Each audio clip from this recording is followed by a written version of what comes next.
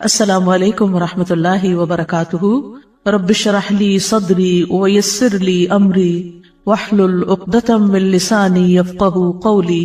مومن اپنے ہر کام کا آغاز بسم اللہ سے کرتا ہے، اللہ کے نام سے کرتا ہے، کیونکہ اللہ ہی نے ہمیں پیدا کیا ہے، اللہ ہی ہمیں رزق دے رہا ہے، اللہ ہی کی طرف ہمیں لوٹ کر جانا ہے۔ لہذا ہمیں اس زندگی میں ہر کام کرتے ہوئے اپنے رب کو یاد رکھنا چاہیے۔ قرآن مجید کا آغاز بھی اللہ سبحانہ وتعالی نے بسم اللہ سے کیا، اور ہمارے لیے یہی مشروع کیا کہ ہم اپنا ہر قول اور عمل بسم اللہ کے ساتھ شروع کریں۔ پہلی وحی کا آغاز بھی اللہ کے نام کے ساتھ ہوا۔ جبریل امین نے پہلی مرتبہ جب نبی صلی اللہ علیہ وسلم کو قرآن مجید کی پہلی آیت سکھائی تو فرمایا اقرأ بسم ربک الذی خلق، اپنے رب کے نام سے پڑھ جس نے پیدا کیا۔ تو گویا عبادت ہو یا ہمارے دنیا کے کام ہو، ان سب میں ہمیں اپنے رب کو یاد رکھنا ہے، اور اس کے بے شمار فائدے بھی ہیں۔ اللہ سبحانہ وتعالی کا نام بابرکت ہے، لہذا جب ہم اللہ کے نام سے کوئی کام شروع کرتے ہیں تو ہمارے کاموں میں برکت پیدا ہو جاتی ہے۔ قرآن مجید میں آتا ہے تبارک اسم ربک ذو الجلال والاکرام، بہت بابرکت ہے تیرے رب کا نام جو بہت عظمت والا، اکرام والا ہے۔ جب ہم عبادت کرتے ہیں تو کہتے ہیں ایاک نعبد و ایاک نستعین، صرف تیری ہی ہم عبادت کرتے ہیں اور تجھی سے ہم مدد چاہتے ہیں، کیونکہ ہم کمزور ہیں، ہم اللہ کی عبادت کا حق ادا نہیں کر سکتے۔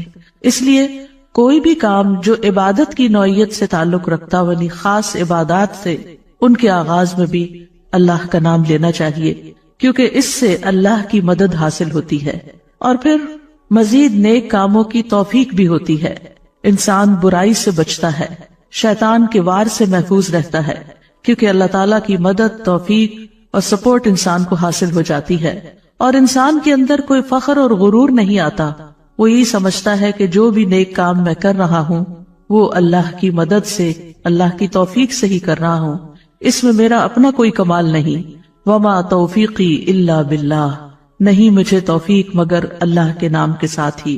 پھر اسی طرح جب انسان بسم اللہ سے کام کا آغاز کرتا ہے تو انسان کو اخلاص نصیب ہوتا ہے، کیونکہ جب اللہ کا نام لیا تو اللہ کے نام کے ساتھ اللہ ہی کے لیے کام کرنا چاہیے جو بھی کچھ ہم کریں، اور پھر اگر وہ کام صحیح ہے، عبادت کا ہے یا دنیاوی امور سے متعلق ہے، تو پھر ہماری نیت اور ہمارا قبلہ درست ہو جاتا ہے، انسان کو اخلاص نصیب ہو جاتا ہے۔ پھر اسی طرح یہ ہے کہ انسان جب اللہ کے نام کے ساتھ کوئی کام کرتا ہے تو اللہ کی نعمتوں کی یاد دہانی بھی ہوتی ہے۔ مثال کے طور پر اگر آپ پانی پی رہے ہیں تو جب آپ پانی پینے لگتے ہیں تو بسم اللہ کہتے ہیں، اور جب بسم اللہ کہتے ہیں تو آپ کو اللہ کی یاد آ جاتی ہے، اور پھر ساتھ ہی وہ نعمت جو آپ استعمال کر رہے ہیں اس کے بارے میں غور و فکر بھی نصیب ہوتا ہے کہ یہ اللہ نے پانی پلایا ہے، اور پھر انسان کا غور و فکر اسے کہیں سے کہیں لے جاتا ہے، اس کے اندر ایک وسعت پیدا ہوتی ہے، وہ سوچتا ہے کہ یہ پانی میرے گلاس میں کہاں سے پہنچا، کس نے اتارا۔ تو ظاہر ہے کہ پانی کا پیدا کرنے والا بھی اللہ ہے، اور تمام چیزوں کو اللہ سبحانہ وتعالی نے پانی سے پیدا کیا۔ ہم تک جو پانی پہنچتا ہے کچھ تو زمینی ذرائع سے اور بیسیکلی بارش کے ذریعے آتا ہے۔ بارش کیسے آتی ہے؟ سمندروں کا پانی بخارات کی شکل میں اوپر اٹھتا ہے اور پھر بادلوں کی شکل میں جہاں اللہ چاہتا ہے برساتا ہے۔ جب بادل برستے ہیں یا برف پڑتی ہے تو پہاڑوں کی چوٹیوں پر اور مختلف جگہوں پر یا تو پانی جم جاتا ہے یا پھر ندی نالوں کی شکل میں، دریاؤں کی شکل میں بہنے لگتا ہے، اور کچھ پانی رس کر زمین کے اندر چلا جاتا ہے، چشموں کی شکل اختیار کر لیتا ہے، اور پھر مختلف ذرائع سے ہوتے ہوتے وہ ہم تک پہنچتا ہے جسے ہم پیتے ہیں، اور جب پیتے ہیں تو پھر اللہ کا شکر ادا کرتے ہیں اور آخر میں الحمدللہ کہتے ہیں۔ لیکن اگر اتنے اہتمام کے ساتھ جو پانی میری گلاس میں پہنچا اس کو میں نے اللہ کو یاد کیے بغیر، نعمت دینے والے کا نام لیے بغیر ہی پی لیا، تو اس سے بڑھ کر ناشکری کیا ہو سکتی ہے۔ پھر اسی طرح اگر انسان کھانا کھاتا ہے اور اللہ کا نام لیتا ہے تو وہ ضرور سوچتا ہے کہ کیا جو کچھ میں کھا رہا ہوں یہ اللہ کی مرضی کے مطابق بھی ہے یا نہیں، حلال ہے یا حرام ہے، اور پھر کس طریقے سے میں اس کو کھا رہا ہوں اور کس طریقے سے یہ مجھ تک پہنچا ہے، ان ساری چیزوں پر بھی غور و فکر ہونے لگتا ہے۔ تو گویا بسم اللہ پڑھنا بار بار انسان کو اللہ کی یاد دلاتا ہے، اور اس طرح انسان اللہ کی اطاعت کی طرف مائل ہوتا ہے، اللہ کی دی ہوئی نعمتوں کو اللہ کی رضا میں استعمال کرتا ہے، اور اللہ کو یاد کرتے ہوئے اللہ کا قرب حاصل کر لیتا ہے۔ یعنی جب ہر کام کے شروع میں جب اٹھتے بیٹھتے چلتے پھرتے ہم اللہ کا نام لیتے ہیں تو اس طرح ہمیں اللہ سبحانہ وتعالیٰ کا قرب نصیب ہوتا ہے، اور ہمارے دنیا کے کام بھی عبادت بن جاتے ہیں، کیونکہ وہ اللہ کی مرضی کے مطابق اللہ کی رضا کے لیے ہوتے ہیں۔ اور اس طرح دنیا میں بھی کاموں کے اندر برکت پیدا ہوتی ہے، سہولت پیدا ہوتی ہے، اللہ کی مدد شامل حال ہوتی ہے، اور آخرت میں بھی یہ عمل فائدہ دیتا ہے، اور انسان کے اندر کوئی تکبر و غرور پیدا نہیں ہوتا۔ وہ سوچتا ہے کہ جو کچھ مجھے ملا ہے یہ اللہ کا فضل ہے۔ پھر ہم دیکھتے ہیں کہ انبیاء کا طریقہ بھی یہی رہا ہے۔ نوح علیہ السلام کے بارے میں آتا ہے کہ جب وہ کشتی پر سوار ہوئے تو انہوں نے دعا پڑھی، اس کا آغاز بھی بسم اللہ سے کیا، بسم اللہ مجریہا و مرساہا۔ اسی طرح سلیمان علیہ السلام نے ملکہ سبا کو جو خط لکھا اس کے آغاز میں بھی بسم اللہ لکھا۔ پھر اسی طرح ہم دیکھتے ہیں کہ نبی صلی اللہ علیہ وسلم متعدد مقامات پر بسم اللہ کی تعلیم دیتے ہیں، جس کے بارے میں آگے ہم متعدد احادیث میں دیکھیں گے کہ کس طرح آپ صلی اللہ علیہ وسلم کی زندگی کا ایک اہم حصہ تھا بسم اللہ پڑھنا، اور جس کام کا آغاز اچھا ہو جائے اس کا انجام بھی اچھا ہوتا ہے۔ قرآن مجید کا آغاز بھی بسم اللہ کے ساتھ ہو رہا ہے، اور بسم اللہ قرآن مجید کی ایک مستقل آیت ہے، یعنی یہ کہ سورۃ الفاتحہ یہ کسی اور سورت میں داخل نہیں ہے، ہر سورت کے شروع میں اسے الگ آیت کے طور پر لکھا گیا ہے۔ اور اس میں ہم دیکھتے ہیں کہ سورۃ التوبہ جو ہے اس سے پہلے بسم اللہ نہیں ہے، کیونکہ بسم اللہ سے امان حاصل ہوتی ہے، اور سورۃ التوبہ کے شروع میں مشرکین کو امان سے نکالا جا رہا ہے، بری ذمہ کیا جا رہا ہے۔ تو بہرحال آغاز ہوتا ہے قرآن مجید کا بسم اللہ الرحمن الرحیم کے ساتھ، یعنی میں اللہ کی مدد طلب کرتے ہوئے اپنی قرات کو اللہ کے نام سے شروع کرتا ہوں۔ اور پھر اس میں اللہ سبحانہ تعالیٰ کے نام اللہ کے علاوہ دو صفات کا ذکر ہے۔ الرحمن، ایسی ذات جس کی رحمت تمام مخلوق پر چھائی ہوئی ہے، اور الرحیم، ایسی ذات جو مومنوں پر آخرت میں بھی رحم فرمائے گی۔ جہاں تک لفظ اللہ کا تعلق ہے تو اس کو اسم الجلالہ بھی کہتے ہیں۔ اللہ کی اصل الالہ ہے، اور لغت عرب میں الہ 4 معنوں پر بولا گیا ہے۔ نمبر 1 المعبود، جس کی عبادت کی جائے۔ نمبر 2 الملجا، جس کی پناہ لی جائے۔ نمبر 3 المفزوع الیہ، گھبراہٹ میں جس سے مدد حاصل کی جائے۔ نمبر 4 المحبوب، وہ محبوب جس کے ساتھ عظیم محبت ہو اور اس کے بارے میں عقلیں حیران ہو جائیں۔ تو اللہ کا لفظ اللہ سبحانہ تعالیٰ کا اسم ذات ہے، یعنی ذاتی نام ہے، سب ناموں سے عظیم اور اعلیٰ ہے، اور یہ جلیل القدر نام اللہ سبحانہ تعالیٰ کے جتنے بھی باقی نام ہیں وہ سب اسی نام کی طرف لوٹتے ہیں، یعنی وہ اللہ ہی کے نام اور اللہ ہی کی صفات ہیں۔ اور اس کو امام غزالی کہتے ہیں کہ یہ اللہ تعالیٰ کے ناموں میں سے سب سے زیادہ عظیم نام ہے، کیونکہ یہ اس ذات الہی پر دلالت کرتا ہے جو تمام صفات الہیہ کو جمع کرنے والی ہے، یہاں تک کہ کوئی بھی صفت اس سے جدا اور علیحدہ نہیں ہو سکتی۔ یعنی اللہ تعالیٰ کے جتنے بھی باقی اچھے اچھے نام ہیں وہ سب اللہ ہی کے نام ہیں۔ وَلِلَّهِ الْأَسْمَاءُ الْحُسْنَى، کہ اللہ ہی کے لیے ہیں اچھے اچھے نام۔ سورۃ الاسراء میں آتا ہے قُلِ ادْعُوا اللَّهَ أَوِ ادْعُوا الرَّحْمَٰنَ أَيَّمَّا تَدْعُوا فَلَهُ الْأَسْمَاءُ الْحُسْنَى، کہہ دیجئے کہ اللہ کو پکارو یا رحمان کو پکارو، تم جس کو بھی پکارو گے سو بہترین نام اسی کے ہیں۔ اسی طرح سورۃ الحشر میں آتا ہے هُوَ اللَّهُ الْخَالِقُ الْبَارِئُ الْمُصَوِّرُ لَهُ الْأَسْمَاءُ الْحُسْنَى، وہ اللہ ہی ہے جو خاکہ بنانے والا ہے، گھڑنے ڈھالنے والا ہے، صورت بنا دینے والا ہے، سب اچھے اچھے نام اسی کے ہیں۔ اسی کی تسبیح کر رہی ہے ہر وہ چیز جو آسمانوں اور زمین میں ہے، وہی سب پر غالب کمال حکمت والا ہے۔ تو اس لیے بہت ضروری ہے کہ جب ہم بسم اللہ مختلف مقامات پر کہتے ہیں تو ہمیں اللہ کی پہچان بھی ہونی چاہیے۔ اللہ سبحانہ وتعالیٰ کو پہچاننا بھی ضروری ہے، اور اس کی پہچان اس کی نشانیوں کے ساتھ بھی ہوتی ہے جو کائنات میں پھیلی ہوئی ہیں، اس کی پہچان اس کی کتاب کے ذریعے بھی ہوتی ہے، اور اس کی پہچان نبی صلی اللہ علیہ وسلم نے بھی کروائی ہے۔ لہٰذا اگر ہم اللہ تعالیٰ کو پہچانیں گے تو ہم صحیح طور پر پورے شعور کے ساتھ بسم اللہ ادا کریں گے۔ بلحجیم قبیلے کے ایک آدمی سے روایت ہے، وہ کہتے ہیں کہ میں نے پوچھا اللہ کے رسول آپ کن چیزوں کی دعوت دیتے ہیں؟ نبی صلی اللہ علیہ وسلم نے فرمایا میں اس اللہ کی طرف دعوت دیتا ہوں جو یکتا ہے۔ قال ادعو الی اللہ وحدہ، کون ہے اللہ؟ وہ اللہ کہ جب تم پر کوئی مصیبت آتی ہے اور تم اسے پکارتے ہو تو وہ تمہاری مصیبت دور کر دیتا ہے، اور جب تم کسی بیابان اور جنگل میں راستہ بھول جاؤ اور اس سے دعا کرو تو وہ تمہیں واپس پہنچا دیتا ہے، جب تم قحط سالی میں مبتلا ہوتے ہو اور اس سے دعا کرتے ہو تو وہ پیداوار ظاہر کر دیتا ہے، یعنی تمہارے سب کام وہی بناتا ہے۔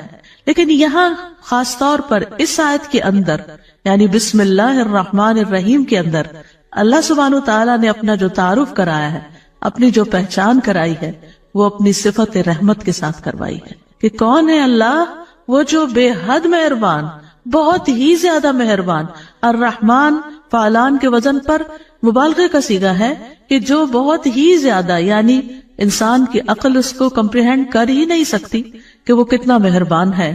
اور پھر مزید اسی صفت سے، صفت رحمت ہی سے الرحیم کا لفظ آیا کہ جو بار بار رحم کرنے والا ہے۔ لہذا اللہ سبحانہ وتعالی وہی ہے جو اپنی رحمتیں نچھاور کرتا ہے، اور رحمت کا مطلب ہے نرمی اور شفقت کرنے والا۔ گویا اللہ سبحانہ وتعالی کی صفات میں اللہ تعالیٰ کے اپنے بندوں کے ساتھ، اپنی مخلوق کے ساتھ معاملہ کرنے میں نرمی اور شفقت ہے۔ اور رحمان اور رحیم دونوں صفات اللہ ہی کی ہیں، دونوں نام اللہ ہی کے ہیں، لیکن دونوں میں تھوڑا فرق ہے۔ رحمان ایسی رحمت والا جس کی رحمت دنیا کی تمام مخلوقات کو اور آخرت میں مومنوں کو بھی شامل ہے، یعنی یہ رحمت عام ہے، اور اسی نام سے اللہ سبحانہ وتعالیٰ نے اپنے آپ کی پہچان کروائی کہ الرحمن علی العرش استویٰ، وہ بے حد رحم فرمانے والا عرش پر بلند ہوا۔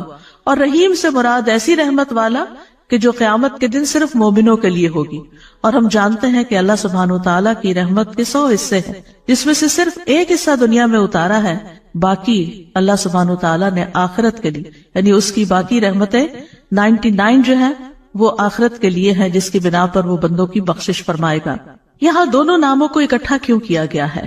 اللہ سبحانہ وتعالیٰ کے دونوں نام الرحمن اور رحیم کا مل کر آنا اللہ سبحانہ وتعالیٰ کی رحمت کے مزید کمال کو بیان کرتا ہے، اور اس کے بارے میں ابن القیم رحمہ اللہ کہتے ہیں کہ جہاں تک الرحمن اور رحیم دونوں ناموں کو جمع کرنے کا تعلق ہے تو اس کا معنی ان دونوں معنوں سے اچھا ہے جو معنی ان کے الگ الگ بیان کیے جاتے ہیں، یعنی وہ مزید جمع ہو جاتا ہے، اور وہ یہ ہے کہ الرحمن اللہ کی قائم صفت پر دلالت کرتا ہے، اور لفظ الرحیم اللہ کی مخلوق پہ کی جانے والی رحمت سے تعلق رکھتا ہے۔ پس پہلا نام جو ہے اللہ کی ذاتی صفت رحمت پہ دلالت کرتا ہے، اور دوسرا نام اللہ کے فعل پر دلالت کرتا ہے کہ اللہ اپنی رحمت کے ساتھ مخلوق پر رحم فرماتا ہے۔ اور ابن قیم یہ بھی کہتے ہیں کہ ان دونوں صفات کو جمع کرنے کا یہ فائدہ ہے کہ اللہ نے دنیا میں جلد اور آخرت میں بعد میں واقع ہونے والی رحمت کی خبر دی ہے، اور اللہ کی خاص اور عام رحمت کے متعلق خبر دی گئی ہے، اور اللہ کی رحمت اس کے غضب پر غالب ہے۔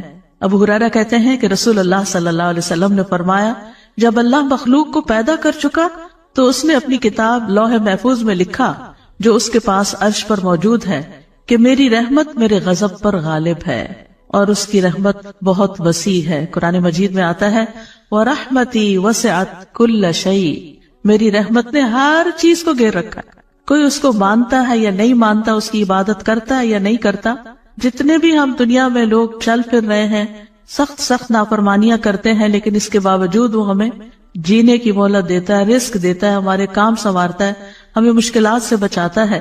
تو اللہ کے یہ دونوں نام جو ہیں، انسان کو اگر ان کی پہچان ہو جائے تو ہر غم اور پریشانی اس کی دور ہو جائے، کیونکہ ہر تکلیف میں، ہر مشکل میں اگر انسان یہ یاد کر لے کہ میرا رب بڑا ہی مہربان ہے، بڑی ہی رحمت فرمانے والا ہے، تو انسان کی پریشانی دور ہو جائے کہ وہ ہے کوئی جو میری مشکل آسان کر سکتا ہے، اور وہ اپنی رحمت فرمائے گا اور ضرور کر دے گا۔ تو ہمیں ہر کام سے پہلے بسم اللہ پڑھنی چاہیے، کیونکہ اللہ سبحانہ تعالیٰ کا نام لینے والا کامیاب ہوتا ہے، جیسے کہ قرآن مجید میں آتا ہے قد افلح من تزکا وذکر اسم ربہ فصلی، بے شک کامیاب ہو گیا جو پاک ہوا اور اس نے اپنے رب کا نام یاد کیا، یعنی رب کا یہ نام لینا کامیابی کی علامت ہے، کامیابی کی ضمانت ہے۔ اور پھر نماز پڑھی، اور صبح و شام خاص طور پر اللہ کا نام لینا چاہیے۔ سورۃ الانسان میں آتا ہے وَاذْكُرِ اسْمَ رَبِّكَ بُكْرَةً وَأَصِيلًا، اور اپنے رب کا نام صبح اور پچھلے پہر یاد کیا کرو۔ تو بہرحال اللہ کا نام لینا برکت کا سبب ہے۔ ایک شخص نے نبی صلی اللہ علیہ وسلم سے کہا، ہم کھانا تو کھاتے ہیں لیکن ہم سیر نہیں ہوتے، ہمارا پیٹ نہیں بھرتا۔ آپ نے فرمایا شاید تم الگ الگ کھاتے ہو، اپنے کھانے پہ جمع ہو جایا کرو اور کھانے کے وقت اللہ کا نام لیا کرو، وہ تمہارے لیے اس کھانے میں برکت ڈال دے گا۔ یعنی یہ مطلب یہ ہے کہ اگر تھوڑا بھی ہوگا تو تمہارا پیٹ بھر جائے گا اور تمہاری بھوک مٹ جائے گی۔ اسی طرح اللہ کا نام لینے سے انسان کو ہر طرح کی حفاظت بھی ملتی ہے۔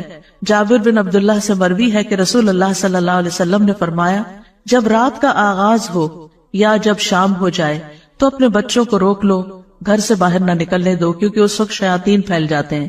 پھر جب رات کی ایک گھڑی گزر جائے تو انہیں چھوڑ دو اور دروازے بند کر لو، اس وقت اللہ کا نام لو، کیونکہ شیطان بند دروازے نہیں کھول سکتا۔ اللہ کا نام لے کر اپنے مشکیزوں کا منہ باندھو، اللہ کا نام لے کر اپنے برتنوں کو ڈھک دو، خواہ کسی چیز کو چوڑائی میں رکھ کر ہی اس کو ڈھکو، اور اپنے چراغ سونے سے پہلے بجھا دیا کرو۔ تو اس سے کیا پتا چلتا ہے کہ رات کو آخری کام جو کر رہا ہوتا ہے انسان، چاہے کیسی ہی تھکاوٹ کیوں نہ ہو، یہ کام وہ ہیں جو تقریباً سب لوگ کرتے ہیں، تو ان سب چیزوں پر بھی بسم اللہ پڑھنی چاہیے، اس وقت بھی اللہ کا نام لینا چاہیے۔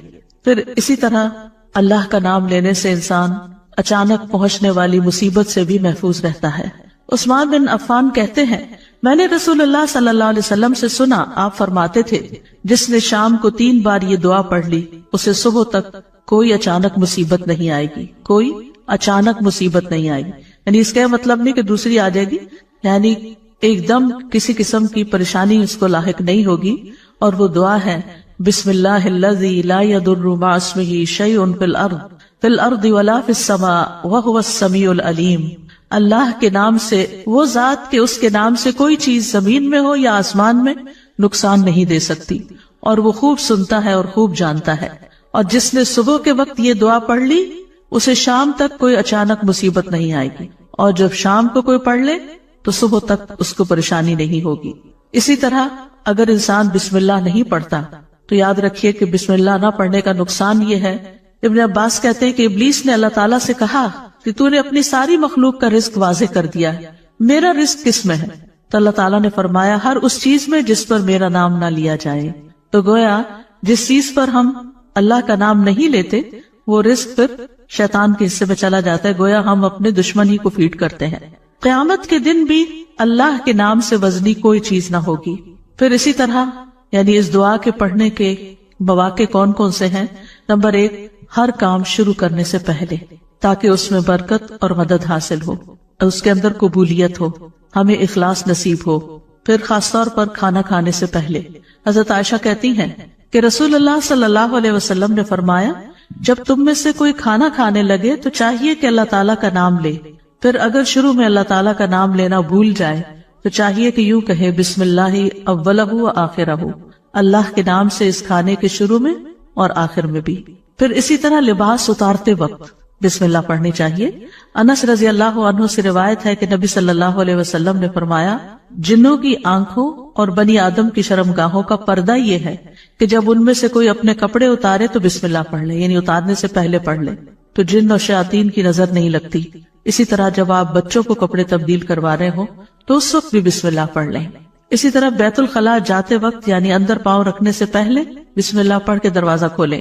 حضرت علی رضی اللہ عنہ روایت کرتے ہیں، کہتے ہیں کہ رسول اللہ صلی اللہ علیہ وسلم نے فرمایا، جنوں کی آنکھوں اور بنی آدم کی شرمگاہوں کا پردہ یہ ہے کہ جب ان میں سے کوئی بیت الخلاء جائے تو بسم اللہ پڑھ لے، کیونکہ جب انسان ننگا ہوتا ہے تو حفاظت کے فرشتے اس سے دور چلے جاتے ہیں۔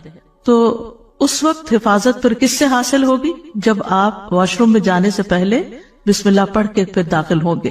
اسی طرح وضو سے پہلے ابو ہریرہ کہتے ہیں کہ رسول اللہ صلی اللہ علیہ وسلم نے فرمایا، لا صلاۃ لمن لا وضوء لہ ولا وضوء لمن لم یذکر اسم اللہ تعالی علیہ، کہ جس کا وضو نہیں اس کی نماز نہیں، اور جو شخص وضو کے شروع میں اللہ تعالیٰ کا نام نہ لے اس کا وضو نہیں۔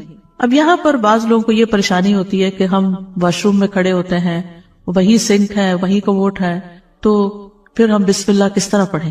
اس کے ایک تو یہ ہے کہ جب آپ وضو کی نیت سے جا رہے ہیں تو اندر داخل ہونے سے پہلے ہی پڑھ لیں اور جا کے ٹیپ کھول لیں اور اپنا وضو شروع کر دیں۔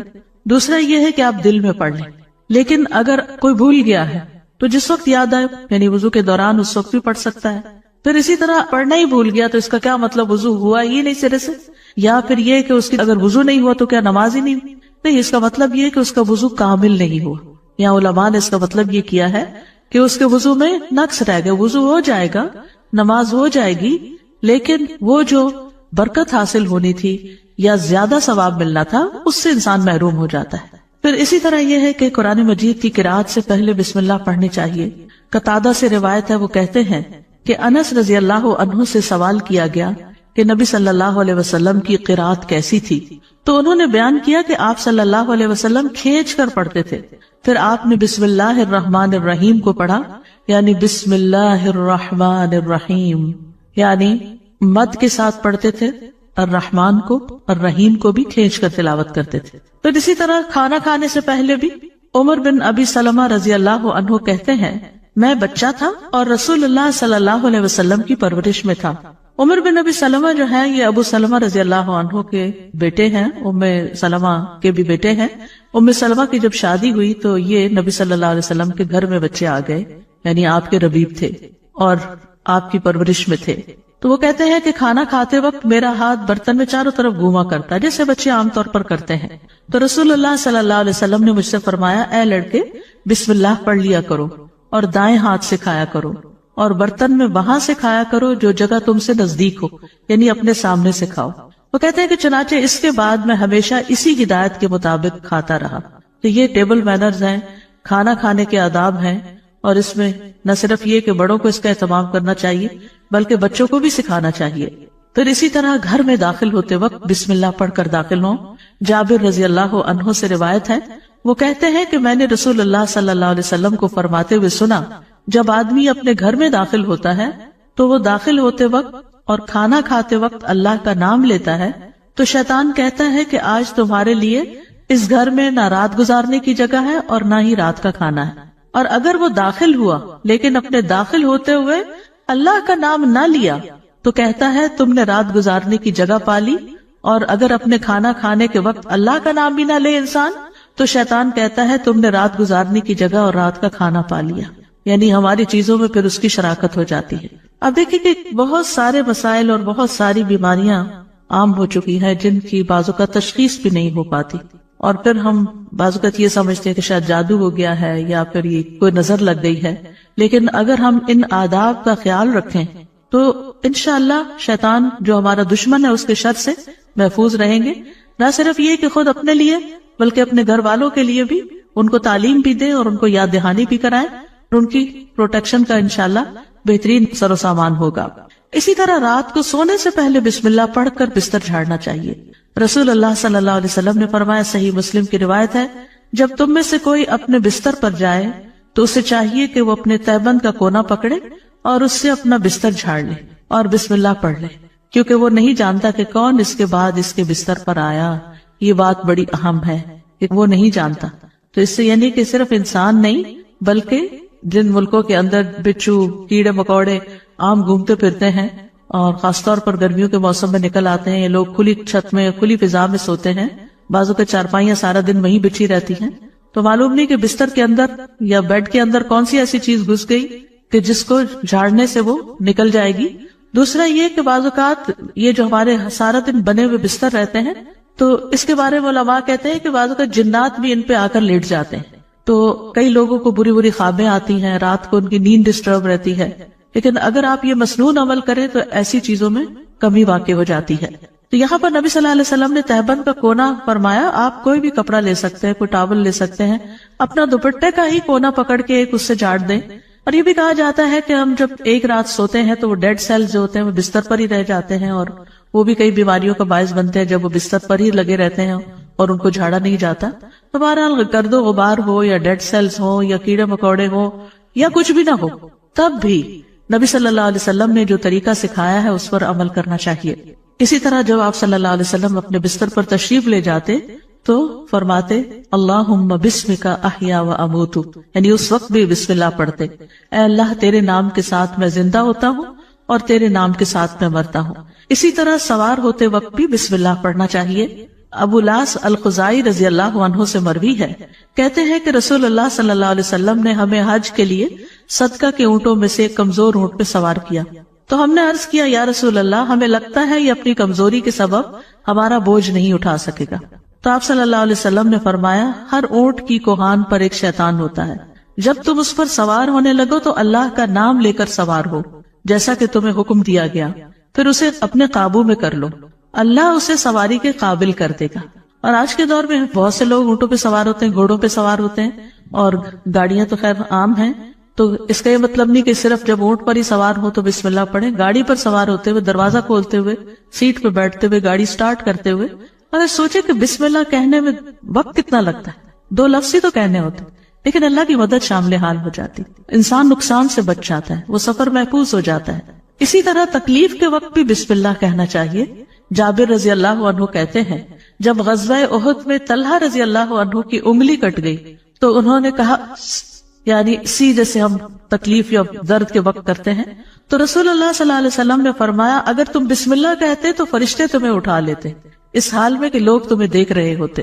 اسی طرح اگر کسی جگہ پر درد ہو رہی ہو تو بسم اللہ سے اللہ کا نام لے کر دم کرنا چاہیے۔ صحیح مسلم میں آتا ہے عثمان بن ابو العاص ثقفی رضی اللہ عنہ سے روایت ہے کہ انہوں نے رسول اللہ صلی اللہ علیہ وسلم سے درد کی شکایت کی جسے وہ اپنے جسم میں محسوس کیا کرتے تھے جب سے وہ مسلمان ہوئے، تو رسول اللہ صلی اللہ علیہ وسلم نے ان سے فرمایا اپنا ہاتھ اس جگہ رکھو جہاں تم اپنے جسم سے درد محسوس کرتے ہو اور 3 بار بسم اللہ کہو۔ یہاں اس حدیث سے یہ پتہ چلتا ہے کہ جہاں شدت زیادہ ہو، تکلیف وغیرہ کی، وہاں بسم اللہ کو ریپیٹ بھی کیا جا سکتا ہے۔ 3 مرتبہ بسم اللہ کہو اور 7 مرتبہ یہ پڑھو اعوذ باللہ وقدرتہ من شر ما اجد واحاذر، میں اللہ کی ذات اور اس کی قدرت سے ہر اس چیز سے پناہ مانگتا ہوں جسے میں محسوس کرتا ہوں اور جس سے میں خوف کرتا ہوں۔ تو آپ خود بھی اور بچوں کو بھی یہ دعا سکھا دیں، کہیں چوٹ لگ جائے، کہیں درد ہو رہا ہو، اور بعض اوقات ایسے لا علاج مرض ہوتے ہیں کہ تکلیف ہوتی ہے لیکن ڈائگنوز نہیں ہوتی، تو اللہ کے نام سے انسان مدد حاصل کرتا رہے اللہ کی، تو ایسی تکلیفیں دور ہو جاتی ہیں، اور پورے یقین کے ساتھ یہ کرنا چاہیے۔ اور وہ تمام چیزیں جو نبی صلی اللہ علیہ وسلم نے سکھائی وہ سنت زندہ بھی کرنی چاہیے، اور یہ یقین رکھتے ہوئے کہ یہ سب کچھ وحی کے ذریعے آپ کو بتایا گیا تھا، یعنی آپ نے اپنی خواہش نفس سے یہ باتیں نہیں سکھائی یا کوئی تیر تکے سے نہیں بتائی، بلکہ آپ کو سکھائی گئی تھی۔ اسی طرح ہم دیکھتے ہیں کہ جب آپ بیمار ہوئے تو جبریل علیہ السلام آپ کی خدمت میں تشریف لائے اور فرمایا اے محمد آپ بیمار ہو گئے ہیں؟ آپ صلی اللہ علیہ وسلم نے فرمایا ہاں۔ جبریل علیہ السلام نے فرمایا بسم اللہ ارقیک من کل شیء یؤذیک من شر کل نفس او عین او حاسد اللہ یشفیک بسم اللہ ارقیک، اور یوں بھی روایت میں آتا ہے او عین حاسد اللہ یشفیک بسم اللہ ارقیک، میں آپ کو اللہ کے نام سے دم کرتا ہوں، آپ کو تکلیف دینے والی ہر چیز سے، ہر جان یا ہر آنکھ یا حاسد کے شر سے اللہ آپ کو شفا دے، میں آپ کو اللہ کے نام سے دم کرتا ہوں۔ اس میں آپ دیکھیے کہ ہر تکلیف دینے والی چیز سے، بعض اوقات انسان کھانا ہی ایسا کھا لیتا ہے کہ جس سے بیمار پڑ جاتا ہے، یا کوئی ایسا خواب دیکھ لیتا ہے کہ جس کو پریشان کرتا ہے، سٹریس میں ڈال دیتا ہے اور اس سے انسان بیمار ہو جاتا ہے، یا اسی طرح بعض لوگوں کی نظر لگ جاتی، بعض لوگوں کا حسد ہوتا ہے۔ تو ان سب بیماریوں کو جو ہم جانتے ہیں اور جن کی روٹ کاز ہمیں معلوم ہی نہیں، ان سب کے لیے بھی بہترین دم ہے جو جبریل علیہ السلام نے خود نبی صلی اللہ علیہ وسلم پر کیا۔ تو اس لیے ان چھوٹی چھوٹی دعاؤں کو ہمیں یاد کر لینا چاہیے۔ اگر یاد کرنے میں مشکل ہوتی ہے، بعض لوگوں کا حافظہ کمزور ہوتا ہے، تو پھر یہ رقیہ آپ لکھ کے بھی اپنے پاس رکھ سکتے ہیں اور اپنے گھر والوں کو، اپنے پیاروں کو خود دم کر سکتے ہیں۔ اسی طرح آپ دیکھیے کہ ہم بستری کے وقت بھی بسم اللہ کا حکم ہے، یعنی اس سے یہ پتہ چلتا ہے کہ چاہے آپ نماز پڑھ رہے ہیں یا قرآن پڑھ رہے ہیں یا پھر عین دنیا کے کوئی کام کر رہے ہیں، تو آپ بسم اللہ سے ان کا آغاز کریں۔ ابن عباس کہتے ہیں، اور وہ اس حدیث کو نبی صلی اللہ علیہ وسلم تک پہنچاتے ہیں کہ آپ نے فرمایا جب تم میں سے کوئی اپنی بیوی کے پاس آئے تو کہے بسم اللہ اللہم جنبنا الشیطان وجنب الشیطان ما رزقتنا، اللہ کے نام کے ساتھ اے اللہ ہمیں شیطان سے بچا اور شیطان کو اس چیز سے دور رکھ جو اس کے نتیجے میں تو ہمیں عطا فرمائے۔ یہ دعا پڑھنے کے بعد میاں بیوی کو جو اولاد ملے گی اسے شیطان نقصان نہیں پہنچا سکتا. یعنی اتنا فائدہ ہے اس دعا کا. یعنی عین اس وقت بھی اللہ کے نام کو، اللہ کی یاد کو نہیں بھولنا چاہیے. پھر اسی طرح جانور ذبح کرتے وقت قرآن مجید میں آتا ہے وَالْبُدْنَ جَعَلْنَاهَا لَكُم مِّن شَعَائِرِ اللَّهِ لَكُم فِيهَا خَيْرٌ فَاذْكُرُوا اسْمَ اللَّهِ عَلَيْهَا صَوَافَّ. اور قربانی کے بڑے جانور ہم نے انہیں تمہارے لیے اللہ کی نشانیوں سے بنایا، یعنی اللہ کی نشانیاں ہیں، تمہارے لیے ان میں بڑی خیر ہے، سو ان پر اللہ کا نام لو. اس حال میں کہ گھٹنا بندھے کھڑے ہوں، یعنی اونٹوں پر. اس کا مطلب نہیں کہ صرف اونٹوں پر، بلکہ آپ صلی اللہ علیہ وسلم نے ایک مرتبہ سینگوں والے مینڈوں کی قربانی دی تو آپ اپنے ہاتھ سے انہیں ذبح کر رہے تھے، اور ترس کہتے ہیں کہ میں نے دیکھا آپ نے ان کے رخسار پر قدم رکھا ہوا تھا، آپ نے بسم اللہ پڑھی اور تکبیر کہی، بسم اللہ اللہ اکبر. اسی طرح خط کے آغاز میں میت کو دفناتے وقت ابن عمر رضی اللہ عنہ سے مروی ہے کہ نبی صلی اللہ علیہ وسلم جب میت کو قبر میں اتارتے تو فرماتے بسم اللہ وعلی سنت رسول اللہ، اللہ کے نام سے اور رسول اللہ صلی اللہ علیہ وسلم کے طریقے پر. تو گویا آغاز بھی اللہ کے نام سے اور زندگی کا آخری مرحلہ بھی اللہ کے نام سے. تو کرنے کے کام یہ ہے کہ ہر کام شروع کرنے سے پہلے اللہ کا نام لیں تاکہ آغاز اچھا ہو تو انجام بھی اچھا ہو. شروع میں لینا بھول جائیں تو جب یاد آئے تو بسم اللہ پڑھ لیں. مثلاً بعض اوقات ہم بہت مصروف ہوتے ہیں یا بہت شدید بھوک لگی ہوتی ہے تو ایک دم ہم کھانے پہ جیسے ٹوٹ پڑتے ہیں اور بسم اللہ نہیں پڑھتے. حالانکہ جب کھانا لگ جاتا ہے تو گھر کا بڑا جو ہے وہ کہتا ہے بسم اللہ، یعنی شروع کیجیے. تو یہ جو لفظ بسم اللہ ہے، بسم اللہ الرحمن الرحیم، اس میں صرف یعنی کہ یہ جار مجرور ہے اور اس میں یا تو فعل محذوف ہے یا پھر اسم محذوف ہے. محذوف کا مطلب ہے کہ وہ حذف کیا گیا ہے، موجود نہیں. کیوں؟ اس لیے کہ وہ انڈرسٹوڈ ہے کہ جب ہم کوئی کام کریں گے تو ہماری نیت میں وہ چیز ہوگی کہ اللہ کے نام سے میں پانی پیتا ہوں، اللہ کے نام سے میں کھانا کھاتا ہوں، اللہ کے نام سے میں سونے لگا ہوں، اللہ کے نام سے میں گھر سے نکلنے لگا ہوں. تو ہمیں اپنی ساری زندگی کا جائزہ لینا ہے کہ ہم کہاں کہاں بسم اللہ پڑھتے ہیں. آپ دیکھیے کہ اسلامک کلچر میں تو ہر موقع پر یعنی جب کوئی کام نہیں کہا جاتا، آپ کے بھی دل میں ہوتا دوسرے کے بھی، تو آپ صرف بسم اللہ کہہ کے اس کو سمجھا دیتے. مثلا آپ کے گھر کی بیل بجتی، آپ دروازہ کھولتے ہیں، آپ کا کوئی دوست کھڑا ہوتا ہے، آپ کہتے ہیں بسم اللہ. آپ یہ نہیں کہتے اندر داخل ہو جاؤ، یہ نہیں بولتے، آپ کہتے بسم اللہ. آپ اس کو بٹھاتے ہیں، وہ آپ کے لیے کوئی گفٹ لایا ہوتا ہے تو آپ کو کہتے بسم اللہ یہ آپ کے لیے ہے، یعنی پورا جملہ بھی نہیں بولتے، صرف بسم اللہ. پھر اسے آپ اس کو کھانے پہ بٹھاتے، کھانا پیش کرتے ہیں تو کہتے ہیں بسم اللہ. ہاتھ دھلانے کے لیے جاتے ہیں تو کہتے ہیں بسم اللہ. یعنی بسم اللہ ایسے لفظ ہیں کہ جو ہماری ساری ما فی الضمیر کو بیان کر دیتے ہیں، اور کہنے والا بھی جانتا ہے کہ وہ اللہ کا نام کیوں لے رہا ہے، اور سننے والا بھی سن رہا ہوتا ہے کہ اللہ کا نام کیوں لیا جا رہا ہے یہاں. تو اس لیے ہر کام شروع کرنے سے پہلے اس میں ایکشن جو ہے وہ ہڈن ہے، وہ دل میں ہے آپ کے، لیکن بس اللہ کا نام لینا برکت کا باعث ہوگا. تو اللہ کے نام کی برکتیں حاصل کریں، حسرتوں سے بچیں. یعنی آپ بیٹھنے لگے ہیں کہیں تو بسم اللہ پڑھ کے بیٹھ جائیں، وہاں سے اٹھنے لگے تو بسم اللہ پڑھ لیں.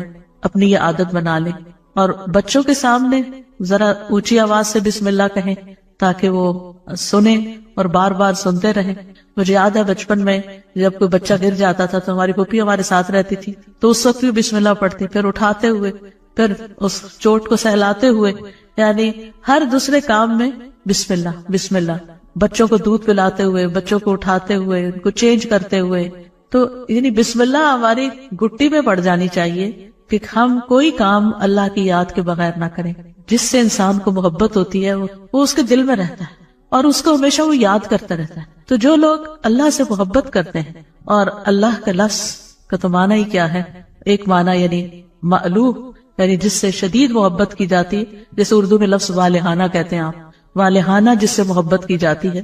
تو اگر ہم اس کو اپنا اللہ سمجھتے ہیں، محبوب سمجھتے ہیں، اور اس سے والہانہ محبت کرتے ہیں اور اس کی طرف پناہ لینا چاہتے ہیں، اپنے دشمن سے بچنا چاہتے ہیں، تو پھر اس کے لیے آپ اپنی عادت بنا لیں.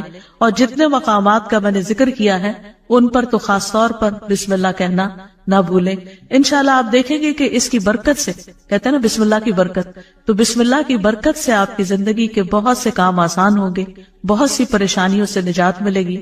تو آئیے ایک دفعہ ہم خوبصورت آواز میں بسم اللہ سن لیتے ہیں. بسم اللہ الرحمن الرحیم بسم اللہ الرحمن الرحیم بسم اللہ الرحمن الرحیم۔ اس کے ساتھ ہی میں آپ سے اجازت لیتی ہوں. کل انشاءاللہ اسی وقت دوسرے پارے سے ایک آیت کا انتخاب کر کے آپ کے ساتھ بات چیت ہوگی. یہ رمضان کے سلسلے کی ایک کڑی ہے اور اس وجہ سے ہر پارے سے صرف ایک آیت کو سلیکٹ کیا گیا ہے تاکہ ہم ایک آیت کو سمجھ بھی جائیں اور اس کو اپنی زندگی میں لے آئیں، تاکہ ہمارا علم ہم پر بوجھ نہ ہو، ہمارے لیے عمل کرنا آسان ہو. یعنی کبھی یہ روایت رہی کہ ایک دن میں ایک سپارہ پورا پڑھ لیا جائے، کبھی تیز بارش ہوتی اور کبھی ایک دن میں بس ایک آیت ہی سمجھ لی جائے. تو اصل مقصد کیا ہے؟ تدبر اور عمل، کہ ہم غور و فکر بھی کریں اور اس کے ساتھ ساتھ عمل بھی کریں. السلام علیکم ورحمۃ اللہ وبرکاتہ. رب اشرح لی صدری ویسر لی امری واحلل عقدۃ من لسانی یفقہوا قولی. مومن اپنے ہر کام کا آغاز بسم اللہ سے کرتا ہے، اللہ کے نام سے کرتا ہے، کیونکہ اللہ ہی نے ہمیں پیدا کیا ہے. آج ہم انشاءاللہ دنیا کی مشقتوں سے بچنے کی دعائیں سیکھیں گے. دعا اس مصیبت میں بھی فائدہ دیتی ہے جو اتر چکی ہو، اور اس کے بارے میں بھی فائدہ مند ہے جو ابھی نہ اتری ہو، کیونکہ دعا سے تقدیر بھی بدل جاتی ہے. اس لیے انسان کو دعا کرتے رہنا چاہیے، ان حالات کے بارے میں بھی جو انسان کو پریشان کر رہے ہوں، اور ان تفکرات اور ہموم اور غموم کے بارے میں بھی جو آئندہ کے بارے میں انسان کو لاحق ہوتے ہیں. کل کی پریشانیاں جو انسان کے دل کو گھیرے ہوئے ہوتی ہیں، ان کے لیے بھی انسان کو اللہ سبحانہ وتعالیٰ کے آگے آہ فریاد کرنی چاہیے، دعائیں مانگتے رہنا چاہیے. اور اللہ تعالیٰ کا وعدہ ہے کہ تم مانگو میں تمہاری دعا قبول کروں گا. اور جب بندے آپ سے میرے بارے میں پوچھیں کہ میں کہاں ہوں تو انہیں بتا دو کہ میں بہت قریب ہوں. اللہ تعالیٰ ہم سب سے بہت قریب ہے، سمیع مجیب ہے، وہ سنتا بھی ہے، جواب بھی دیتا ہے. اس لیے دعا مانگنے میں بخل سے کام نہیں لینا چاہیے. لیکن اس کے ساتھ ساتھ یہ کہ انسان دعا مانگتے ہوئے اللہ سبحانہ وتعالیٰ کی حمد و ثنا کرنا نہ بھولے، اور ساتھ ہی نبی صلی اللہ علیہ وسلم پر درود شریف بھی پڑھے. جہاں تک دنیا کی سختیاں، مشقتیں، تکلیفیں، آزمائشیں ہیں، تو اس کے بارے میں ہمیں قرآن و سنت سے کیا رہنمائی ملتی ہے، اس کے بارے میں ہم کچھ بات کریں گے. سب سے پہلی بات تو یہ ہے کہ انسان اس دنیا کی حقیقت کو سمجھے کہ یہ دنیا کیا ہے. یہ دنیا ہم سب کا ایک عارضی گھر ہے، وقتی جگہ ہے رہنے کی، مستقل قیامگاہ نہیں ہے. اس میں جتنے بھی لوگ آج تک آئے وہ سب چلتے ہی بنے. ایک نہ ایک دن ہم سب کو جانا ہے، اور جانے کا بھی وقت اور جگہ لکھی ہے. اس لیے انسان اس دنیا کو اسی نظر سے دیکھتے ہوئے گزارے اور زیادہ سے زیادہ اچھے کاموں کی طرف توجہ رکھے. حدیث سے پتہ چلتا ہے کہ دنیا مومن کے لیے قید خانے کی طرح ہے. رسول اللہ صلی اللہ علیہ وسلم نے فرمایا، دنیا مومن کے لیے قید خانہ ہے اور کافر کے لیے جنت ہے. یعنی ایک مومن جو آخرت کو بھی سامنے رکھتا ہے اور دنیا میں آنے والی تکلیفوں اور آزمائشوں کو بھی اپنے لیے ایک امتحان سمجھتا ہے، اور پھر اس کے لیے ایک حدود بھی ہے، لمٹس بھی ہیں کچھ کرنے کی، کیونکہ مومن اپنے رب سے ڈرتا ہے کہ کہیں وہ کوئی ایسی بات نہ کرے، ایسا کام نہ کرے جو رب کو ناراض کر دے اور کل قیامت کے دن اس کی جواب دہی نہ ہو. اس لیے یہ بہت ضروری ہے کہ انسان اس دنیا میں رہتے ہوئے، خواہ اچھا وقت ہو یا تکلیف دہ وقت ہو، کوئی ایسا کام نہ کرے جو رب کو ناراض کرنے والا ہو، کیونکہ کل بہرحال الی ربک یومئذ المساق، تیرے رب کی طرف اس دن جا ٹھہرنا ہے، واپسی ہے، جواب دینا ہے. پھر اسی طرح نبی صلی اللہ علیہ وسلم نے دنیا کے بارے میں یہ بھی فرمایا تھا کہ اب جو دنیا کا حصہ باقی رہ گیا وہ ایک فتنہ ہے، آزمائش ہے. رسول اللہ صلی اللہ علیہ وسلم نے فرمایا، بے شک جو دنیا باقی رہ گئی ہے وہ آزمائش اور فتنہ ہے. یعنی انسانوں کے لیے کوئی بہت خوبصورت جگہ نہیں ہے رہنے کی، اور آخرت کا گھر وہی دراصل اصل گھر ہے اور خوشحالی کا گھر ہے. قرآن مجید میں آتا ہے کہ اہل ایمان جب جنت میں داخل ہوں گے تو پکار اٹھیں گے کہ شکر اللہ کا جو ہم سے ہر طرح کا غم اور دکھ ہم سے لے گیا. وَقَالُوا الْحَمْدُ لِلَّهِ الَّذِي أَذْهَبَ عَنَّا الْحَزَنَ إِنَّ رَبَّنَا لَغَفُورٌ شكور الذي أحلنا دار المقامة من فضله لا يمسنا فيها نصب ولا يمسنا فيها لغوب. اور وہ کہیں گے کہ اس اللہ کا شکر ہے جس نے ہم سے غم کو دور کر دیا. یعنی جب وہ جنت میں پہنچیں گے تو دنیا کے سارے غم ان کو بھول جائیں گے. اور یقیناً ہمارا پروردگار بخشنے والا اور قدردان ہے جس نے اپنے فضل سے ہمیں ابدی قیام گاہ میں لا اتارا جہاں ہمیں نہ مشقت اٹھانی پڑتی ہے اور نہ کوئی تھکاوٹ لاحق ہوتی ہے. اور اللہ تعالیٰ کی طرف سے بھی یہ پیغام آئے گا سلام علیکم طبتم فادخلوها خالدین. تم پر سلام ہو، تم خوشحال رہو، بس اس میں داخل ہو جاؤ ہمیشہ رہنے والے. یعنی اس کے بعد اب تمہیں یہاں سے کوئی نہیں نکال سکتا، تم پر کوئی غم تکلیف اور دکھ آنے والا نہیں ہے. نبی صلی اللہ علیہ وسلم نے فرمایا ایک آواز دینے والا آواز دے گا کہ اے بندو تمہارے لیے یہ طے ہو گیا ہے کہ تم صحت مند رہو گے، کبھی بیمار نہ ہوگے، تم زندہ رہو گے، کبھی مرو گے نہیں، تم کبھی بوڑھے نہیں ہوگے، تم آرام میں رہو گے، تمہیں کبھی تکلیف نہیں آئے گی. تو اللہ تعالیٰ کا یہی فرمان ہے وَنُودُوا أَن تِلْكُمُ الْجَنَّةُ أُورِثْتُمُوهَا بِمَا كُنْتُمْ تَعْمَلُونَ. اس وقت انہیں ایک آواز آئے گی کہ تم اس جنت کے وارث بنائے گئے ہو، یہ ان نیک اعمال کا بدلہ ہے جو تم دنیا میں کیا کرتے تھے. یعنی وہ لوگ خوش قسمت ہوں گے جو دنیا میں ایک اچھی اللہ تعالیٰ کی رضا کی زندگی گزار کر آئیں گے اور وہاں اللہ کی رضا کو پائیں گے.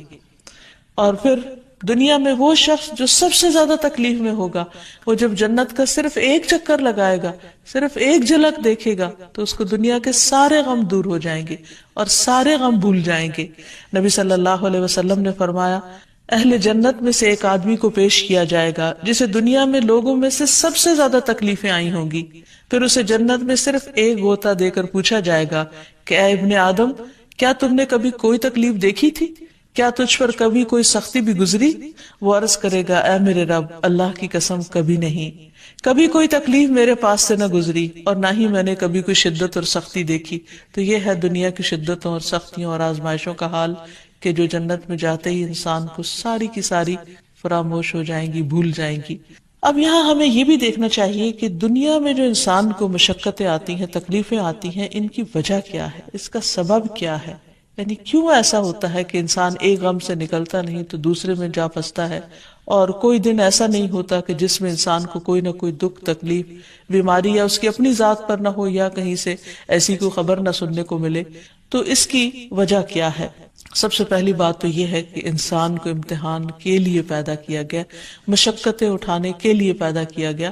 قرآن پاک میں اللہ تعالیٰ فرماتے ہیں لَقَدْ خَلَقْنَا الْإِنسَانَ فِي كَبَدٍ، بلا شبہ یقیناً ہم نے انسان کو بڑی مشقت میں پیدا کیا. یعنی انسان اپنے لیے آسانیاں ڈھونڈتا ہے، اس دنیا میں آسانیاں نہیں ہیں. پھر دوسری بات یہ ہے کہ یہ زندگی انسان کے لیے ایک آزمائش ہے، اور اللہ تعالیٰ نے خود ہی فرما دیا کہ میں تمہیں خوف سے، بھوک سے، جان مال اور پھلوں کی کمی سے ضرور آزماؤں گا. انہیں امتحان آئیں گے، لیکن ایسے موقع پر تمہیں کرنا کیا ہے؟ وَبَشِّرِ الصَّابِرِينَ، صبر کرنے والوں کو خوشخبری دے دو. اور پھر یہ بھی کہ ہر انسان اس دنیا سے جانے والا ہے، اس لیے فرمایا کل نفس ذائقۃ الموت، ہر نفس کو موت کا ذائقہ چکھنا ہے. وَنَبْلُوكُمْ بِالشَّرِّ وَالْخَيْرِ فِتْنَةً وَإِلَيْنَا تُرْجَعُونَ، اور ہم تمہیں اچھے اور برے حالات سے آزماتے رہیں گے. یعنی تمہاری آزمائش تو ضرور ہوگی اور بالآخر تمہیں ہماری طرف لوٹنا ہے. یعنی قیامت کے دن اللہ تعالیٰ سے ملاقات لازم ہے. پھر یہ بھی ہے کہ بعض اوقات انسانوں پر تکلیف ان کے گناہوں کا نتیجہ ہوتی ہے. اللہ تعالیٰ سورۃ الروم میں فرماتے ہیں ظہر الفساد فی البر والبحر بما کسبت ایدی الناس، خشکی اور سمندر میں فساد پھیل گیا لوگوں کے اپنے ہاتھوں کی کمائی کی وجہ سے، یعنی ان کے اپنے گناہوں کے نتیجے میں، تاکہ اللہ تعالیٰ لوگوں کو ان کے اعمال کا مزہ چکھا دے، شاید وہ ایسے کاموں سے باز آ جائیں. یعنی جب وہ اپنے ہی ہاتھوں کی کمائی کو دیکھے کہ خود ان کے لیے نقصان دہ ہے تو پھر اس نقصان سے بچنے کے لیے وہ برے اعمال چھوڑ دیں. ایک اور جگہ پر بھی اللہ تعالیٰ فرماتے ہیں کہ وَمَا أَصَابَكُم مِّن مُّصِيبَةٍ فَبِمَا كَسَبَتْ أَيْدِيكُمْ، کہ تمہیں جو بھی کوئی مصیبت پہنچی ہے وہ دراصل تمہارے اپنے ہی ہاتھوں کی کمائی کا نتیجہ ہے۔ پھر یہ بھی ہوتا ہے کہ بعض اوقات انسان دوسروں پر سختی کرتا ہے تو جواباً اس پر سختی ہو جاتی ہے۔ اس سلسلے میں رسول اللہ صلی اللہ علیہ وسلم نے فرمایا، جو کسی کو نقصان پہنچائے گا اللہ اس کا نقصان کر دے گا، اور جو کسی کو مشکل میں ڈالے گا اللہ تعالیٰ اس پر سختی کر دے گا۔ اس لیے انسان کو ہمیشہ اپنی حدود کے اندر رہنا چاہیے اور کسی پر بھی کسی طرح کی ظلم اور زیادتی نہیں کرنی چاہیے، کیونکہ کسی پر ظلم کرنے کا مطلب یہ ہے کہ انسان خود اپنے لیے مصیبت کھڑی کر رہا ہے۔ پھر اسی طرح کسی کے ساتھ انسان اگر بخل برتتا ہے، اس کو نہیں دیتا، تو اللہ تعالیٰ اس کے لیے بھی زندگی تنگ کر دیتے ہیں۔ قرآن پاک میں فرمایا گیا، وَأَمَّا مَن بَخِلَ وَاسْتَغْنَى وَكَذَّبَ بِالْحُسْنَى فَسَنُيَسِّرُهُ لِلْعُسْرَى، اور جس نے بخل کیا اور بے پرواہ بنا رہا، یعنی اس نے اللہ تعالیٰ کی باتوں کی اور بندوں کی ضروریات کی پرواہ ہی نہیں کی، وَكَذَّبَ بِالْحُسْنَى، اور بھلائی کو جھٹلا دیا، تو ہم اسے تنگی کی راہ پر چلنے کی سہولت دیں گے، نہیں پھر اس کے لیے ایک کے بعد ایک تنگی کھڑی کر دیں گے۔ پھر اسی طرح انسان کو کسی کی عزت اور آبرو کے درپے نہیں ہونا چاہیے، کیونکہ اس سے بھی انسان کے راستے میں مشکلات آتی ہیں۔ ابو برزہ الاسلمی فرماتے ہیں کہ رسول اللہ صلی اللہ علیہ وسلم نے فرمایا کہ اے ان لوگوں کی جماعت جو صرف زبان سے ایمان لائے ہو اور ان کے دلوں میں ایمان داخل نہیں ہوا، مسلمانوں کی غیبت مت کیا کرو، یعنی ان کے پیٹھ پیچھے ان کی برائیاں مت کیا کرو، اور ان کی عزت و آبرو کے درپے نہ ہو، اس لیے کہ جو کسی کی عزت کے پیچھے پڑتا ہے اللہ تعالیٰ اس کی عزت کے درپے ہو جاتے ہیں، اور اللہ تعالیٰ جس کی عزت کے درپے ہو جائیں تو اس کو اس کے گھر میں ہی رسوا کر دیتے ہیں۔ اس لیے اس معاملے میں بھی انسان کو بہت احتیاط برتنی چاہیے کہ بغیر تحقیق کے کسی کے بارے میں کچھ نہ کہے۔ اس کے بعد ہم یہ دیکھتے ہیں کہ مشقتیں تو آتی ہیں، کبھی اللہ تعالیٰ کی طرف سے امتحان ہوتی ہیں اور کبھی انسان کے گناہوں کا نتیجہ ہوتی ہیں۔ تو ایسے موقع پر کرنا کیا چاہیے، حل کیا ہے؟ سب سے پہلی بات تو یہی کہ انسان اللہ سبحانہ تعالیٰ کی طرف رجوع کرے، کیونکہ اللہ تعالیٰ ہی آسانیاں پیدا کرنے والا ہے، کیونکہ اللہ تعالیٰ فرماتے ہیں وَنُيَسِّرُكَ لِلْيُسْرَى، اور ہم تجھے آسان راستے کے لیے سہولت دیں گے۔ تو آسانی اللہ کی طرف سے ہوتی ہے، اور وہ کس کے لیے ہوتی ہے؟ جو اللہ کا تقوی اختیار کرتا ہے۔ وَمَن يَتَّقِ اللَّهَ يَجْعَل لَّهُ مَخْرَجًا، جو اللہ کا تقوی اختیار کرتا ہے اللہ تعالیٰ اس کے لیے ہر مشکل سے نکلنے کا راستہ بنا دیتے ہیں۔ ہمیشہ کوئی نہ کوئی راہ، کوئی نہ کوئی حل، کوئی نہ کوئی سولوشن نکل آتے، لیکن اس کے لیے کیا ضروری ہے، کیا شرط ہے؟ کہ انسان اللہ سے ڈرنے والا ہو۔ پھر اسی طرح ضروری ہے کہ انسان ایسے مواقع پر صبر سے کام لے، اور صبر کیا ہے؟ کہ انسان غصے میں آ کر، غم کی وجہ سے، تکلیف اور شدت اور پریشانی کی وجہ سے اپنی زبان سے کوئی ناروا بات نہ نکالے، کوئی ناحق بات نہ نکالے۔ جیسے نبی صلی اللہ علیہ وسلم اپنے ایک بیٹے کی وفات کے موقع پر رو رہے تھے، تو صحابہ نے عرض کیا کہ یا رسول اللہ صلی اللہ علیہ وسلم آپ بھی روتے ہیں؟ تو آپ نے فرمایا ہاں، آنکھ آنسو بہاتی ہے اور دل غمگین ہے، لیکن زبان سے وہی نکلے گا جو اللہ تعالیٰ کو پسند ہے۔ کوئی ایسی بات زبان سے نہیں نکلے گی کہ جو اللہ تعالیٰ کو ناراض کر دے۔ تو اس لیے تکلیف کے موقع پر انسان کو ہمیشہ یہ یاد رکھنا چاہیے کہ وہ کیا کر رہا ہے، اس کا رد عمل کیا ہے، کس طرح وہ ریاکٹ کر رہا ہے، کیا باتیں کر رہا ہے۔ اور جو لوگ صبر کرتے ہیں تو ان کی تعریف اللہ تعالیٰ نے بیان کی، فرمایا وَالصَّابِرِينَ فِي الْبَأْسَاءِ وَالضَّرَّاءِ وَحِينَ الْبَأْسِ أُولَئِكَ الَّذِينَ صَدَقُوا وَأُولَئِكَ هُمُ الْمُتَّقُونَ، جو تنگ دستی اور تکلیف میں اور لڑائی کے وقت صبر کرتے ہیں، یہی لوگ ہیں جنہوں نے سچ کہا اور یہی بچنے والے ہیں۔ یعنی ایسے ہی لوگ سچے مومن ہیں جو تنگی اور تکلیف میں اپنے آپ کو سنبھال لیتے ہیں، صبر سے کام لیتے ہیں۔ اور اللہ تعالیٰ نے یہ بھی بتا دیا تھا، وارن کر دیا تھا کہ تم ضرور آزمائے جاؤ گے، لَتُبْلَوُنَّ فِي أَمْوَالِكُمْ وَأَنفُسِكُمْ، تمہارے مالوں میں، تمہارے نفسوں میں تمہیں ضرور آزمایا جائے گا، ضرور با ضرور، اور تم لوگوں سے ہر طرح کی باتیں بھی سنو گے، لیکن پھر کیا کرنا ہے ایسے موقع پر؟ وَإِن تَصْبِرُوا وَتَتَّقُوا فَإِنَّ ذَلِكَ مِنْ عَزْمِ الْأُمُورِ، اگر تم صبر اور تقوی سے کام لو تو یہ بڑی ہمت کے کام ہو، یعنی آسان نہیں ہے صبر کرنا، لیکن ناممکن بھی نہیں ہے، اور ہر وقت تبدیل ہو جاتا ہے۔ صرف اس تکلیف کے وقت میں انسان اگر اپنے آپ کو کنٹرول کر لیتا، اپنی زبان کو، اپنے ریاکشن کو ایک لمٹ اور حدود کے اندر لے آتا ہے، تو اللہ سبحانہ وتعالیٰ جلد ہی اس کے حالات تبدیل کر دیتے ہیں، اور بعض اوقات اس کو پہلے سے بھی زیادہ بہتر چیز عطا کرتے ہیں۔ تو اس لیے انسان کو اس تکلیف کے وقت میں اپنے اوپر اپنے طرز عمل پر کڑی نظر رکھنے کی ضرورت ہے کہ کوئی چیز ایسی نہ ہو جو اللہ تعالیٰ کو ناراض کر دے. پھر اسی طرح انسان کو کتنی بھی بڑی مشکلوں حالات سے مایوس نہیں ہونا چاہیے، کیونکہ مایوسی کفر تک پہنچا دیتی ہے. ابو رزین کہتے ہیں نبی صلی اللہ علیہ وسلم نے فرمایا ہمارا رب اپنے بندوں کی مایوسی پر ہنستا ہے حالانکہ حالات کی تبدیلی قریب ہوتی ہے. ابو رزین نے عرض کیا کیا اللہ تعالیٰ بھی ہنستا ہے؟ آپ نے فرمایا ہاں. میں نے عرض کیا جو رب ہنستا ہے ہم اس کے ہاں خیر و بھلائی کو کم نہیں پا سکتے، یعنی وہ ضرور بندوں کو خیر پہنچاتا ہے. تو بعض اوقات انسان مایوس ہونے لگتا ہے لیکن اللہ تعالیٰ کی مدد قریبی ہوتی ہے. جب نبی صلی اللہ علیہ وسلم کے زمانے میں لوگوں کو کفار کی طرف سے مشکلات کا سامنا کرنا پڑا اور انہوں نے اللہ کے رسول سے عرض کیا اللہ کے رسول صلی اللہ علیہ وسلم اللہ کی مدد کب آئے گی؟ یعنی ہر طرف سے مشکلیں ہیں، جان کی، مال کی، بھوک کی، ہر طرح سے آزمایا جا رہا ہے، تو حالات کب بدلیں گے؟ تو اللہ تعالیٰ نے فرمایا الا ان نصر اللہ قریب، خبردار اللہ کی مدد قریب ہے. یعنی مایوس نہ ہو، ہمیشہ مثبت رہو، امید رکھو. ہر چیز تو اللہ تعالیٰ کے ہاتھ میں. جب فرعونیوں کا ظلم زیادہ ہو گیا تو آپ دیکھتے ہیں کہ اللہ تعالیٰ نے کس طرح موسیٰ علیہ السلام کو اس قوم کے اندر پھر پیدا کیا اور پھر کس طرح وہ ان کی نجات کا ذریعہ بنے. تو اللہ تعالیٰ غیب سے ایسے طریقے اختیار کرتا ہے جو انسان کی سوچ سے بھی باہر ہوتے ہیں، اور لیکن ضرورت اس بات کی کہ انسان اللہ تعالیٰ کی طرف رجوع کرے اور انسان کا اس بات پر یقین رہے فَإِنَّ مَعَ الْعُسْرِ يُسْرًا، إِنَّ مَعَ الْعُسْرِ يُسْرًا، کہ یقیناً تنگی کے ساتھ آسانی بھی ہے، یقیناً تنگی کے ساتھ آسانی بھی ہے.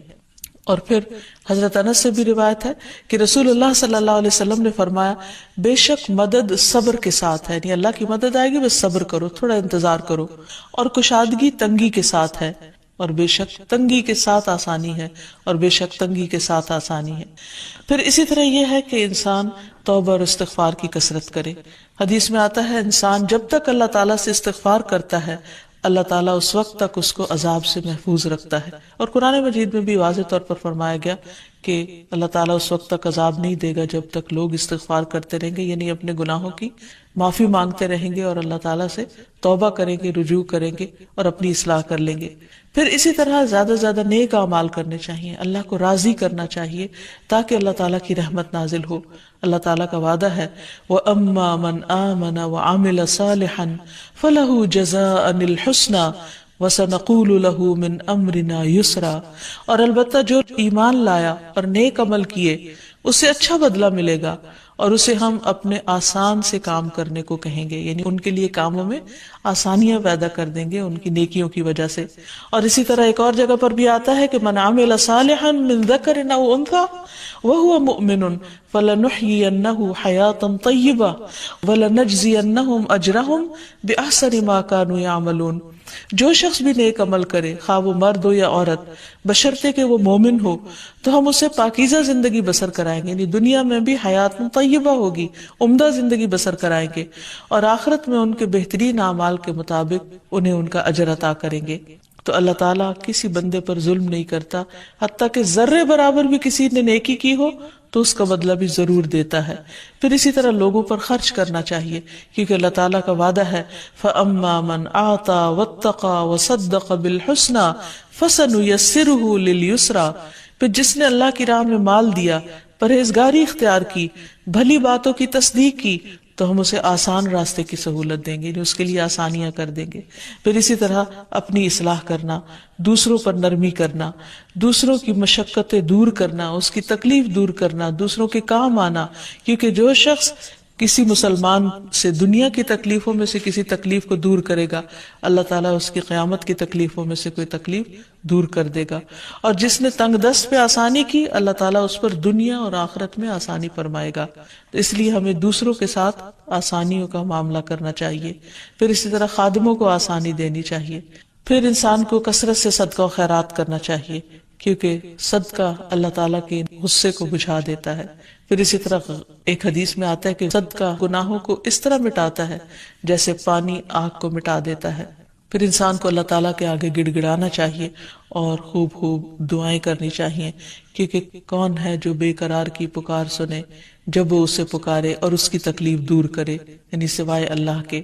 اور اس کے ساتھ ساتھ یہ کہ یہ دعا جو سورۃ البقرہ کے آخر میں آتی ہے ربنا لا تؤاخذنا ان نسینا او اخطأنا ربنا ولا تحمل علينا اسرا كما حملته على الذين من قبلنا ربنا ولا تحملنا ما لا طاقة لنا به واعف عنا واغفر لنا وارحمنا انت مولانا فانصرنا على القوم الكافرين۔ اے ہمارے رب ہم سے مواخذہ نہ کر اگر ہم بھول جائیں، خطا کر جائیں۔ اے ہمارے رب ہم پر کوئی بھاری بوجھ نہ ڈال جیسے تو نے ان لوگوں پہ ڈالا جو ہم سے پہلے تھے۔ اے ہمارے رب ہم سے وہ چیز نہ اٹھوا جس کے اٹھانے کی ہم میں طاقت نہ ہو، اور ہم سے درگزر کر اور ہمیں بخش دے اور ہم پر رحم کر، تو ہی ہمارا مددگار ہے، سو کافروں کے مقابلے میں ہماری مدد فرما۔ پھر اسی طرح ہر طرح کے حالات کی آسانی کے لیے دعا کرنی چاہیے۔ قال رب اشرح لی صدری ویسر لی امری، اس نے کہا ہے میرے رب میرے لیے میرا سینہ کھول دے اور میرا کام آسان کر دے۔ حدیث میں بھی آتا ہے نبی صلی اللہ علیہ وسلم مشکل وقت میں دعا پڑھتے تھے، اللہم لا سہل الا ما جعلتہ سہلا وانت تجعل الحزن اذا شئت سہلا، اے اللہ نہیں کوئی کام آسان مگر وہی جسے تو آسان کر دے، اور تو جب چاہتا ہے مشکل کو آسان کر دیتا ہے۔ پھر اسی طرح ایک اور دعا بھی ہے، ربنا آتنا من لدنک رحمتا وہیئ لنا من امرنا رشدا، اے ہمارے رب ہمیں اپنے پاس سے رحمت عطا کر اور ہمارے لیے ہمارے معاملے میں رہنمائی فرما دے۔